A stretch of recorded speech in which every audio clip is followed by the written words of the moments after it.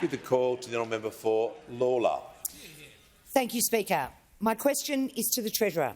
How is the Albanese Labor government's responsible economic management helping in the fight against inflation, and what approaches have been rejected? Give the call to the Treasurer. Thank you, Mr Speaker, and thanks to my great friend, the member for Lawler, for her important question. Mr Speaker, we've got a long way to go in this fight against inflation, but in the last day or two— Order. The Treasurer will pause. The member for Deakin has been once again interjecting right throughout question time. He's warned.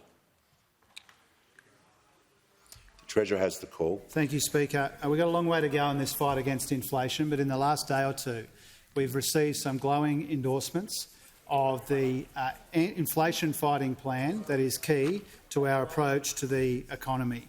We are making encouraging and welcome progress in the fight against inflation, even as we recognise that people are still doing it tough.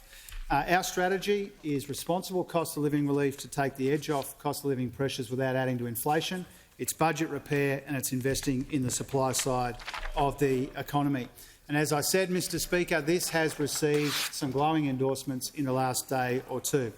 Overnight, the OECD talked about the importance of our energy plan to taking some of the edge off electricity prices.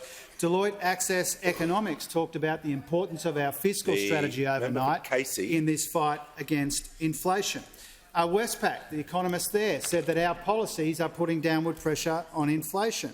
Yesterday, the ABS made it clear in their data release that our policies are taking the edge off electricity and rent, and in other ways, Mr Speaker.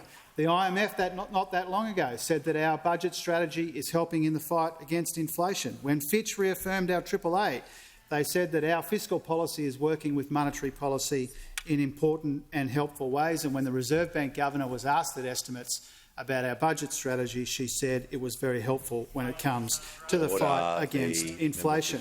Now, Mr Speaker, government policy is not the only reason why inflation is moderating, but it is an important reason why inflation is moderating, and all of these people who've backed in our strategy have made that clear.